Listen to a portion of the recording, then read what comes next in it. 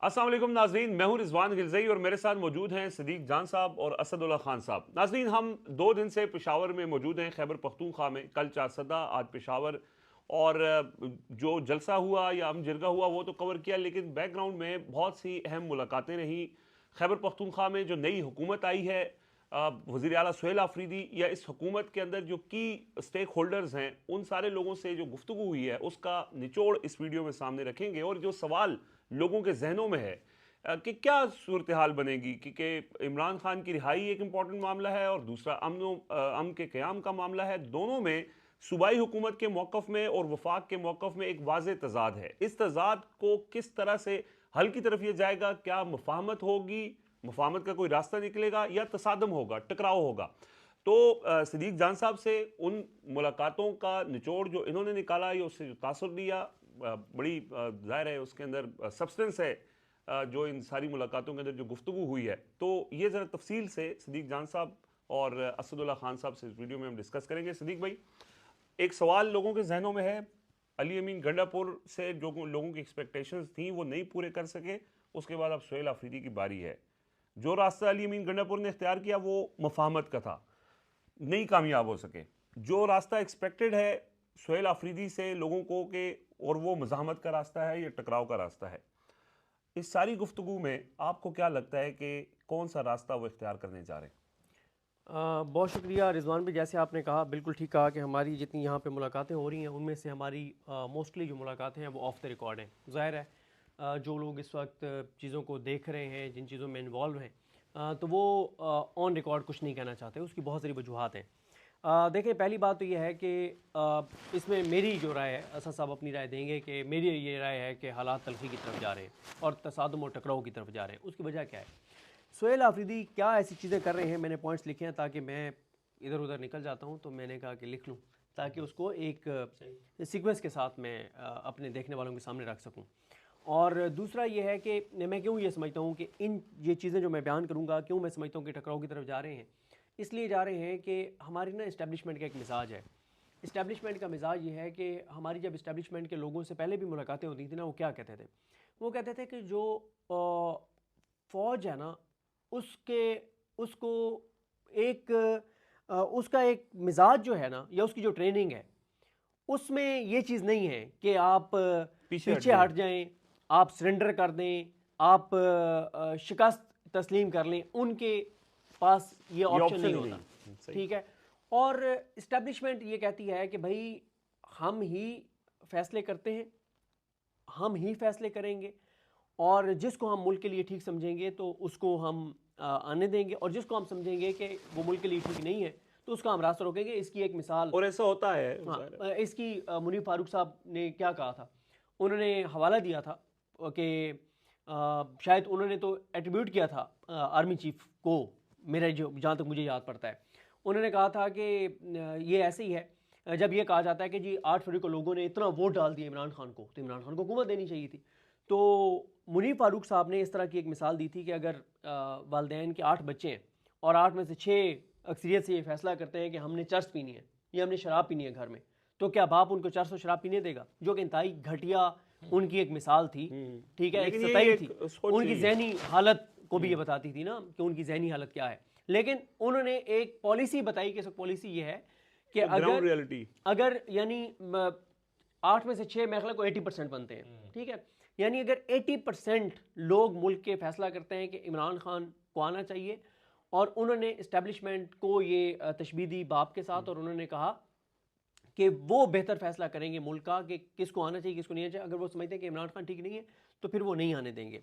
तो हमें कहीं भी इस्टेब्लिशमेंट यानी किसी भी सूरत में पीछे हटती हुई नज़र नहीं आ रही, और ना ही हमें बातचीत के ज़रिए मतलब नज़र आ रहा है कि इस्टेब्लिशमेंट मामले को हल करना चाहती है। इस पर भी हम आएंगे, खैर इस पर हम डिस्कशन करेंगे कि बातचीत अगर होगी, क्योंकि पीटीआई के कुछ लोग जिनसे हमारी मुलाकात हुई है वो ये समझते हैं कि अली अमीन गंडापुर साहब को जिस तरह से दबाव बढ़ाना चाहिए था उन्होंने उस तरह से दबाव बढ़ाया ही नहीं। अगर वो सिंसेरिटी के साथ दबाव बढ़ाते तो हम टेबल पे पावर टॉक्स टू पावर के अगर हम मज़ामत करते तो बातचीत हो सकती थी और उसके जरिए हो सकते थे मामलात। लेकिन अली अमीन ने वो कोशिश ही नहीं की, और वो ये कहते हैं कि बहुत पहले अली अमीन गंडापुर साहब ये तय कर चुके थे कि ये रास्ता नहीं है कि यानी वो इमरान खान को बहुत पहले छोड़ चुके थे।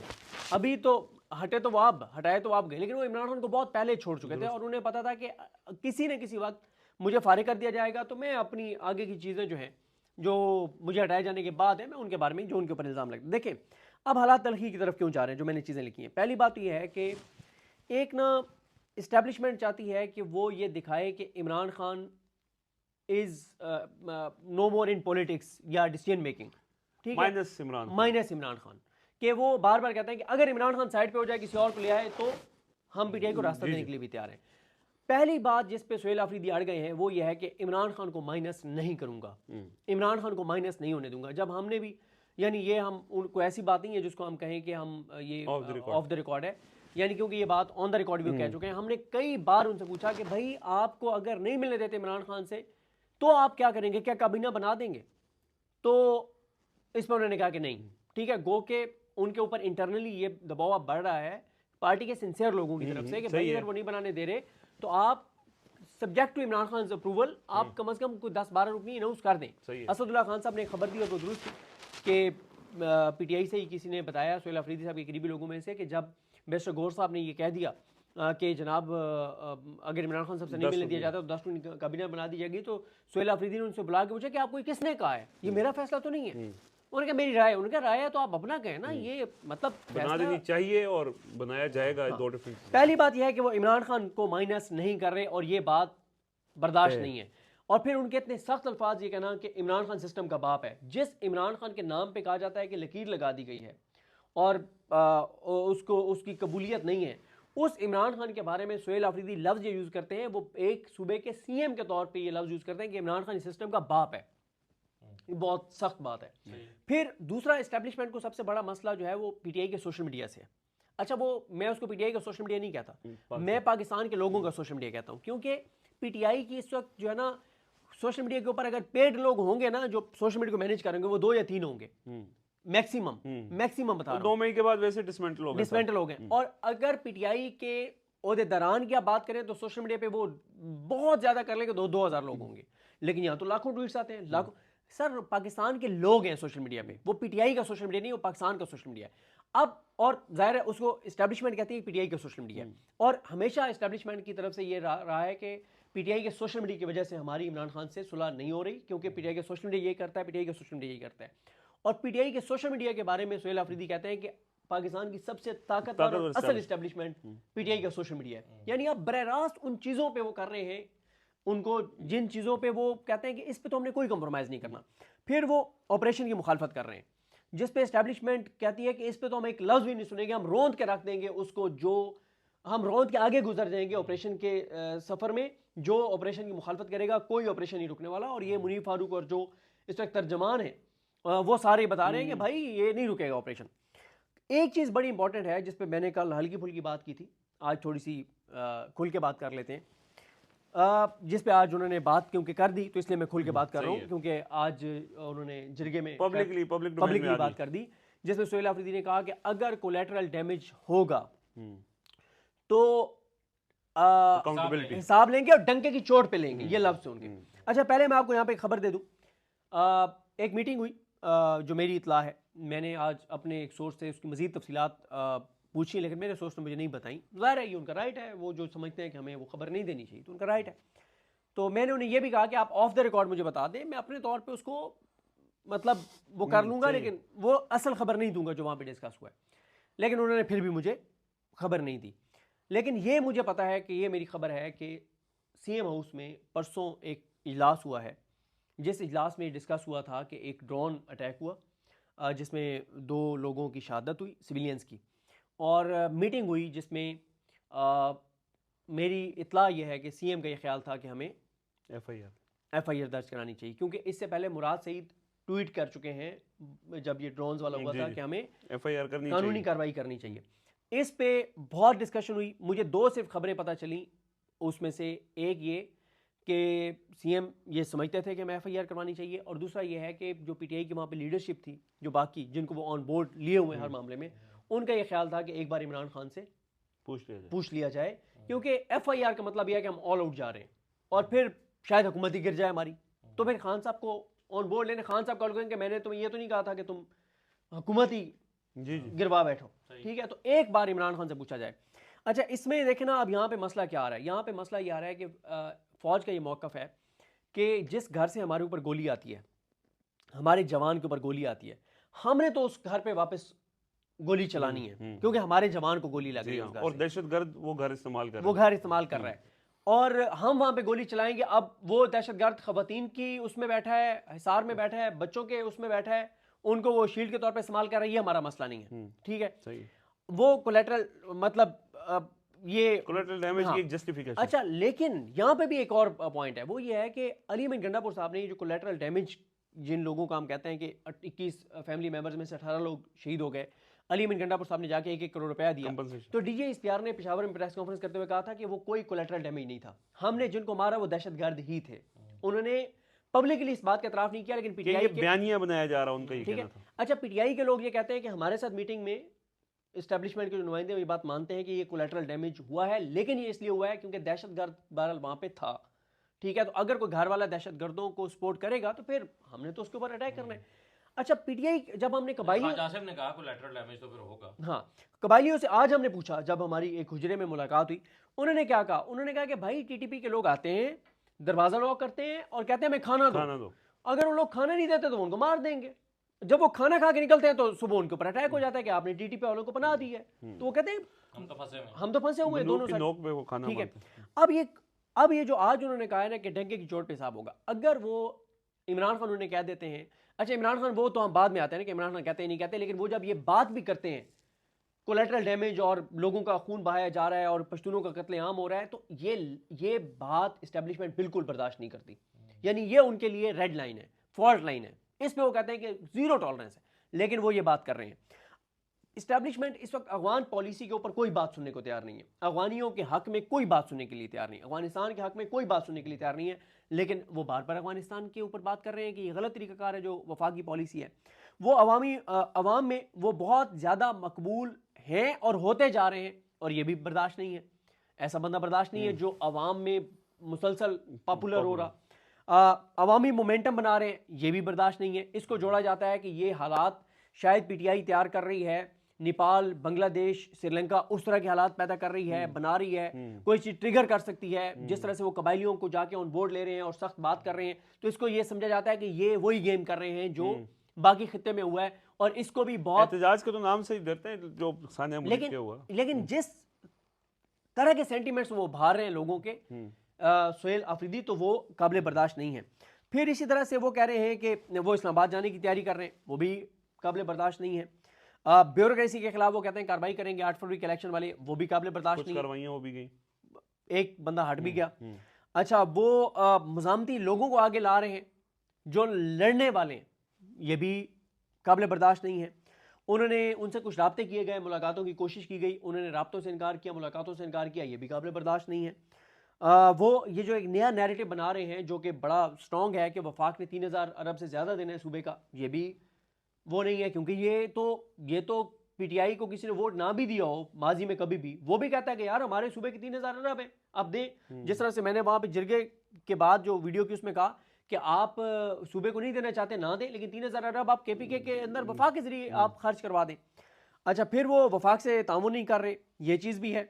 तो ये तो अच्छा, फिर वो जिरगों को एक्टिव कर रहे हैं, और जिरगों को एक्टिव करना बहुत खौफनाक है इन हालात में, जब वो जिरगे कह रहे हैं कि अफगानिस्तान के खिलाफ कोई कार्रवाई नहीं होनी चाहिए, अफगानिस्तान से बातचीत होनी चाहिए, मिलिट्री ऑपरेशन बंद होने चाहिए, ड्रोन अटैक नहीं होने चाहिए, और मिनरल्स के ऊपर वो एक बात कर रहे हैं, जिरगों को एक्टिव कर रहे हैं। ये हैं वो 14-15 पॉइंट्स जिसकी वजह से तलखी तो बढ़ रही है, और मैं तो तसादुम को नागुज़ीर देख रहा हूँ, ठीक है। अब इस तसादुम के मतलब एक तो इसमें यही है ना कि इतनी शिद्दत बढ़ जाए कि मुज़ाकरात हो जाए, मुझे वो नहीं नज़र आता। मुझे ये नज़र आ रहा है कि इसके नतीजे में हुकूमत गिरेगी, और कौन सी हुकूमत गिरेगी? केपीके हुकूमत गिरेगी, ठीक है। उसकी वजह यह है, दोनों ऑप्शन नहीं है, या तो केपीके हुकूमत गिरेगी या वफाकी हुकूमत। अच्छा, मेरा ख्याल है केपीके हुकूमत गिरेगी। उसकी वजह यह है कि हाँ, वफाकी हुकूमत गिर सकती थी। अच्छा, वैसे इस पर मेरा ख्याल है अलग से बात करते हैं। इस पे हम अलग सही है, ये सवाल मैंने आपसे भी पूछा है। इसी पे बात करते हैं, इसमें हम बाद में बात चलें कर लेंगे, लेकिन मैं आपने इस बात को इस तरह से कंक्लूड कर दूं कि क्योंकि इस पर अगेन डिबेट की जरूरत हाँ, है हाँ। कि हुकूमत गिरेगी कि नहीं गिरेगी तो कैसे गिरेगी? बिल्कुल। अच्छा, इस पे मैं आपको बस अपना इतना बता दूं, मैं आगे चले इसको कौन सी हुकूमत गिरेगी और वो सस्टेनेबल होगा या नहीं होगा उस पर बात करेंगे, लेकिन मैं इतना बता दूं, नतीजा क्या निकलेगा? मेरा ख्याल है, चले मैं इसको इस तरह आधा मिनट, केबी की हुकूमत इसलिए गिरेगी कि अगर सिर्फ गेम होती पाकिस्तान के अंदर की फिर तो वफाकी हुकूमत ने गिरना था, लेकिन मसला यह है कि गेम सिर्फ पाकिस्तान के अंदर की नहीं है। मसला यह है कि हमारी हुकूमत के साथ अमेरिका खड़ा है, नेतन्याहू की हमदर्दियाँ हैं कि यार ये इब्राहिम अकॉर्ड के ऊपर यह हुकूमत दस्तखत कर सकती है, ये इसराइल को तस्लीम कर सकते हैं, और इमरान खान तो बहुत सख्त एंटी इसराइल हैं, फ़लस्तीन के हक में बात करते हैं, मशरूत तौर पे खड़ा ये कह सकते हैं। ठीक है। इसलिए जब अमेरिका जिस हुकूमत के साथ खड़ा हो उस हुकूमत को गिराना मुमकिन नहीं होता। वो हुकूमत जो कुछ करेगी पाकिस्तान के अंदर उसको इंटरनेशनली सपोर्ट हासिल होगी, इसलिए केपी की हुकूमत गिरेगी। अब वो सस्टेनेबल होगा नहीं होगा वो हम अगली वीडियो में बात करेंगे। मैं असद भाई से ज़रा, असद भाई यही जो सारा तनाजुर है इसके अंदर जो आपकी अंडरस्टैंडिंग है, ज़ाहिर है आपने अपनी वीडियोस में भी इसका जिक्र किया और जो आपने 2-3 खबरों का जिक्र किया वो भी डिस्कस हो ही पड़ा। तो जो सदीक भाई बात कर रहे हैं, बात तो तलखी की तरफ ही बढ़ रही है, तो फिर क्या बनेगा? देखें, ज़्यादातर बातें तो वैसे सिद्दीक जान ने कह दी, काफ़ी यहाँ तक कर लिया इन्होंने सूरत हाल का, लेकिन 2 दिन तक हम यहाँ पर मौजूद रहे और सरकारी लोगों से मिलना तो चले इम्पोर्टेंट है ही। बता दें कि हम पेशावर में ही बैठे हैं। हाँ, पेशावर में बैठे हैं अभी, वो लोगों को अंदाज़ा हो ही रहा है कि हम किसी नई जगह पे बैठे हैं क्योंकि हमारे जो सेट हैं वो गिने चुने हैं। तो अभी थोड़ी देर पहले हम एक हुजरे से उठ के आए हैं ना, वहाँ पर हमायदीन बैठे थे जिन्होंने अपनी उम्रें गुजारी हैं, जिनके बाप दादा ने खैबर में उम्रें गुजारी हैं, उन लोगों से मिल के आए हैं ना। खैबर के लोग हैं, खैबर के लोग हैं, उनकी नस्ल दर नस्ल खैबर के रहने वाले हैं, वादिय तीरा के खास तौर पे, वादिय तीरा के। और वो कहते हैं अफरीदी वही है जिसकी वादिय तीरा में रूट्स हैं या ज़मीनें हैं। तो वो सारे लोग जिनकी सदियों पर मुश्तमिल रिवायात हैं और वो रिवायात से ऐसे जुड़े हुए हैं कि वो कट मर सकते हैं, रिवायत नहीं कुर्बान कर सकते। वो उनके लिए दीन का हिस्सा है, समझ लेंगे। हाँ, अब हम ये उन लोगों की बात कर रहे हैं जो जिनके हम ख्यालात आपके साथ शेयर कर रहे हैं। देखें, एक चीज़ तो हमें जो हुकूमत कह रही है या सोहेल अफरीदी कह रहे हैं ऑपरेशन नहीं होने देंगे, ये बात यहाँ आकर हमें पता चली है कि ये हर शख्स की बात है, ये सोहेल अफरीदी की बात नहीं है, ये पीटीआई हुकूमत की बात नहीं है, ये हर शख्स की बात है जो कबायली इलाके का रहने वाला है। वो पीटीआई का है, वो पीएमएलएन का है, वो पीटीएम का है, वो एएनपी का है, वो किसी सियासी जमात का नहीं है। हर एक शख्स की ये राय है कि भाई ऑपरेशन नहीं होने देंगे, ये ऑपरेशन हल नहीं है मसले का। तो इस पर तो कंसेंसस है, और जितनी तेज़ी के साथ ये बयानियाँ पिछले 5-7 दिन में जिसको मकबूलियत मिली है इस बयानियों को, ये उतनी ही ख़तरनाक बात भी है। क्योंकि आज से 10 दिन पहले जब इस्टेब्लिशमेंट कह रही थी कि भाई ये कौन होते हैं कहने वाले कि ऑपरेशन नहीं होने देंगे, ऑपरेशन तो नागुज़ीर है, आज शायद 10 दिन के बाद अब ये बात कहना इस्टेब्लिशमेंट के लिए थोड़ा सा चैलेंजिंग हो जाएगा, क्योंकि पब्लिक ओपिनियन जो है पब्लिक ओपिनियन आ गया अब, और वो पब्लिक ओपिनियन अब फ्लोट कर रहा है। हाँ, यस, ठीक है। तो इसलिए मेरा ख्याल है कि ये थोड़ी सी मुश्किल सिचुएशन डेवलप हो गई है, जो जाहिर है फरीक मुखालिफ को झुंझुलाहट में मुब्तला करती है। तो ऑपरेशन नहीं होने देंगे, ये बयानियां उभर कर सामने आया है पिछले 2-4-5 दिन में, हमने ये देखा है यहाँ पर। अच्छा, आप सवाल ले लें, एक सवाल ले लें मेरा, कि आपकी जब कबायलियों से मुलाकात हुई हमायदीन से, तो उन्होंने आपको एक सियासी इत्तेहाद के बारे में बताया? मैं उसी पर आ रहा हूँ, वो मैंने पॉइंट लिखा हुआ है। अच्छा, अब जैसा कि मैंने कहा कि कोई भी शख्स किसी जमात का है तो, या किसी जमात का भी नहीं है, उसकी ओपिनियन है। अब मेरा एक पॉइंट जो मैंने आपके साथ जो आपके साथ व्लॉग किया उसमें भी मैंने कहा था कि आप जो इस्लामाबाद में बैठे लोग हैं वो प्रेस कॉन्फ्रेंस करते हैं और कहते हैं कि ये दहशतगर्दों के साथी हैं, हाँ, हिमायत कर रहे हैं, और ये तो दहशतगर्दों की हिमायत कर रहे हैं, ये कैसे ऑपरेशन की मुखालफत कर सकते हैं। नून लीग के मसलन अता तारड़ साहब ने ये बात की, ये तलाल चौधरी ने बात की कि तुम तो दहशतगर्दी का मुकाबला करना ही नहीं चाहते, ये वज़ीर दिफा ने बात की, ख्वाजा आसिफ साहब ने। मेरी दरख्वास्त हुकूमती मौक़िफ़ बयान करने वाले साफियों ने और लोगों ने की, मेरी दरख्वास्त ये है कि यही सारे लोग खैबर पख्तूनख्वा की या खैबर एजेंसी की या कबायली अजला की अपनी जो क़यादत है, भाई कबायली एजेंसीज है ना साथ के साथ, सारी एजेंसियों के या सारे अजला के लोगों को अपने साथ बिठाएं, अपनी लीडरशिप को, हर लीडरशिप का स्ट्रक्चर है ना इनका, इनको साथ बिठाएं और यही प्रेस कॉन्फ्रेंस दोबारा कर दें, यहाँ से कर दें, वहाँ बुला के कर दें, कहीं बैठ के कर दें, यहाँ के लोग आपके मौक़िफ़ की हिमायत कर दें, तो हम मान लेंगे कि एक डिवाइडेड ओपिनियन, आपके लोग, पीएमएलएन के लोग, पीपल्स पार्टी के लोग, वो सारे लोग, एएनपी के लोग, मौलाना के लोग, जमात इस्लामी के लोग, सारे लोग, वो सारे लोग जो वहाँ पर बैठे, वैसे तो खैर जमात इस्लामी और एएनपी वगैरह खुल कर से बात कर ही नहीं रहे इस तरह की बात, लेकिन ये PMLN ज़्यादा कर रही है, पीपल्स पार्टी ने भी शायद उतनी ताकत के साथ नहीं की। ये वो लोग, ये सारे लोग जो हैं, जमात इस्लामी, BJUI, ये सारे लोग वही बात कर दें वहाँ पर बैठ के, ताकि पता चले डिवाइडेड ओपिनियन है। क्योंकि हमें यहाँ अगर ये लगा है कि इस पर कोई डिवीजन नहीं है, यानी ये ओपिनियन डिवाइडेड नहीं है, ये एक बहुत बड़ा सेटबैक है उन लोगों को जो ये मौक़िफ़ अपना रहे हैं कि देखें जी ये तो दहशतगर्दों के साथी हैं। ये बयानिया खैबर पख्तूनख्वा आके पता चलता है, बिलखुसूस कबायली इलाकों में या खैबर में जाके पता चलता है कि वो बयानिया जो इस्लामाबाद में बैठ के बनाया जा रहा है कि ये देखो ये अमन नहीं चाहते, या कि हमें पता चला कि हर बंदा तो मांग ही अमन रहा है, कोई दूसरी राय ही नहीं है इनकी। खैबर के लोग कह रहे हैं भाई हम अमन ही चाहते हैं, ऑपरेशन नहीं चाहते अमन ही है। इसमें सवाल लोगों के जहन में भी ये है कि लोग कहते हैं कि हम ऑपरेशन नहीं चाहते, हम अमन चाहते हैं। तो आपने लोगों से, मैंने खुद सुना, आपने ये सवाल किए कि अगर ऑपरेशन के जरिए हल नहीं है तो हल क्या है? बिल्कुल लोगों ने जो हल बताया है वो बिल्कुल सही, आपने जबरदस्त पॉइंट आउट किया। लोग क्या कहते हैं? लोग कहते हैं कि भाई हमारा मुतालबा दहशतगर्दी खत्म करो, और अगर तुम नहीं कर सकते तो हमें मौका दो, हम कर देते हैं। अच्छा, वो कैसे कहते हैं? इतने कॉन्फिडेंस से हम कर देते हैं। वो कहते हैं नंबर एक, हम पहले क्या कर चुके हैं, और इसकी एग्जांपल्स मौजूद है। जब हमें कहा गया था हमने इनको बाहर धकेल दिया था, खैबर 1, खैबर 2। अच्छा, दूसरी बात वो कहते हैं कि चूंकि ये जो यहाँ के दहशतगर्द हैं, जिनको आप दहशतगर्द कहते हैं या TTP व्हाटएवर, ये लोग चूंकि यहीं के रहने वाले हैं, ये रिवायात से वाकिफ हैं, और इनको पता है कि जब हमने जरगा करके तय कर लिया कि तुम्हें धकेलना है तो ये हमारे आगे मुजामत के लिए खड़े नहीं हो सकते।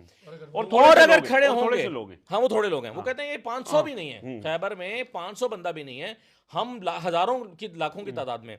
वो कहते हैं अगर ये हमारे सामने खड़े होंगे, इन्हें पता है फिर जंग होगी और हम जीतेंगे, और हम सब असला उठाएंगे। वो कहते हैं इस तरह की प्रैक्टिस हम दहशतगर्दों के खिलाफ भी कर चुके हैं, ऐसी प्रैक्टिस हम चोरी चिकारी के खिलाफ भी कर चुके हैं, हर शरपसंद के खिलाफ हम ये प्रैक्टिस कर चुके हैं, और हमें कोई डाउट नहीं है कि हम ये कर लेंगे। अच्छा, अब वो ये कहते हैं कि जी आप या तो चलें, आप करना चाहते हैं ना, आप कर दें, कोलैटरल डैमेज के जरिए नहीं होने देंगे, और अगर आप नहीं करने देते तो हमें मौका दें। अब ये कैसा बयानिया है? यानी आप एक ऐसी चीज़ है कि आप एक ऐसी ऑफर कर रहे हैं जिसे आपका फरीक मुखालिफ ठुकरा ही नहीं सकता, उसे भी अमन चाहिए ना, उससे नहीं हो रहा, 14,000 ऑपरेशन से नहीं हुआ, तो वो कहेगा ठीक है आपको 3 महीने दिया, आप करके देख लें। वो 2 महीने मांग रहे हैं। अच्छा, वो 2 महीने मांग रहे हैं, 2 से 3 महीने चले आप कर लें, 6 महीने कर लें, 6 महीने कर लें, लेकिन वो 2-3 महीने कह रहे हैं। और यहाँ के लोगों की बात सुन के हमें लगता है कि वो ठीक कह रहे हैं, वो ठीक कह रहे हैं। मुझे लगता है कि अगर अता तारड़ और वज़ीर दाखिला भी यहाँ खैबर के लोगों के साथ, माहिदीन के साथ आके बैठे तो उन्हें भी लगेगा कि यार ये ठीक कह रहे हैं। सबसे स्ट्रांग चीज़ यहाँ पर क्या है? रिवायात हैं। वो कहते हैं कि जब हमारा जरगा हो जाए तो कट मरते हैं, लेकिन पीछे नहीं हटते, पाबंद होते। तो देखें ये सारी चीज़ें एक कंट्रास्ट, यानी मुख्तलिफ समतों में खड़ा हुआ बयानिया है। इसके अलावा उन्होंने जो सख्त बात की है, वो कहते हैं कि फिर इसके बावजूद ये हम आपको कन्विंस कर रहे हैं, अगर इसके बावजूद हमें मारा हिसाब लेंगे। अफरीदी ने बात की। अच्छा, हिसाब लेंगे, इकबाल अफरीदी ने भी यही कहा, गनी अफरीदी ने भी यही कहा, नूरुल हक कादरी ने भी यही कहा, नुमाइंदे जो MNAs और सेनेटर्स। अच्छा, फिर वो कहते हैं कि तुम हमें जानते नहीं हो, हमारे आबाओ अजदाद को, जिन्होंने अपनी नस्लें कुर्बान कर दी, हिसाब लिया, यानी बदला लेते हैं, मरते हैं, बच्चों को भी मरवाते हैं, बदला लेते हैं, ये हमारी रिवायत है, हिस्ट्री। तो अब वो क्या थ्रेट कर रहे हैं कि भाई अगर हमें मारा तो अब हम, अभी तक तो बर्दाश्त कर रहे थे, बर्दाश्त नहीं करेंगे। तो ये जो सदीक जान कह रहे थे कि तसादुम की तरफ मामला जा रहा है, वो इन पॉइंट्स की वजह से हमें लगता है कि तसादुम की जा रहा है। और आखिरी बात में, और सबसे इंपॉर्टेंट बात वो ये, एक बहुत ख़तरनाक तासुर उभर रहा है इस सारे कॉन्फ्लिक्ट में। देखें, जब आप मसले को हल नहीं करते ना, उससे फिर बच्चे जन्म लेते हैं उन मसाइल के, और चीज़ें पैदा होती हैं। एक ख़तरनाक तासुर जिसको, जो गलत भी हो सकता है, लेकिन परसेप्शन रियलिटी से स्ट्रांग होता है। परसेप्शन ये उभर रहा है कि ये दहशतगर्दी मैन्युफैक्चर्ड है। हर जबान पर अब ये बात है कि ये दहशतगर्दी ख़त्म नहीं करना चाहते, क्योंकि इस दहशतगर्दी की आड़ में इनके कोई मुफादात हैं। मैं इस बयानिए को सपोर्ट नहीं कर रहा ज़ाती तौर पे, ठीक है, लेकिन ये परसेप्शन है, ये परसेप्शन। और वो कहते हैं कि जानबूझ के दहशतगर्दी को रखना, बरकरार रखना इनके फायदे में है, और ये निकले और मिनरल्स निकाले जा सकें, और अपना वजूद बरकरार रख सकें, अपनी प्रेजेंस रख सकें, अमेरिका से डॉलर दिए जा सकें, मुख्तलिफ लोगों की मुख्तलिफ हैं। लेकिन अगर आप सोचिए कितनी ख़तरनाक बात है कि अगर ये बयानिया, जो कि अभी भी बहुत सारे लोगों के है, अगर ये बयानिया हर घर में पहुँच गया, तो आपने देखा बलूचिस्तान में जब हर घर में एक बयानिया पहुँचा तो क्या, कैसी आग लगी है। तो कितना ख़तरनाक है कि आप एक गलत ही सही, मैं मान लेता हूँ कि ये गलत बयानिया होगा, लेकिन अगर गलत ही बयानिया और हर घर में पहुँच गया तो आप सोचिए कि ये कितना डैमेजिंग हो सकता है। इसलिए डैमेज कंट्रोल करने की ज़रूरत आज है, और मेरा ख्याल है कि ये कितनी माकूल बात है कि आप हमायदीन के साथ बैठ जाएं, उन्हें कन्विंस कर लें या उनसे कन्विंस हो जाएं, सादा सी बात है। वे बिल्कुल जी, बातचीत के ज़रिए ही यानी हल निकाला जा सकता है। बड़ा तफसील से सदीक जान साहब और असदुल्ला खान साहब ने डिस्कस किया। नाज़रीन, अभी कुछ और टॉपिक्स हैं, वो अगली वीडियोज़ में आपके सामने रखेंगे। फ़िलहाल इजाज़त दीजिए, अल्लाह हाफ़िज़।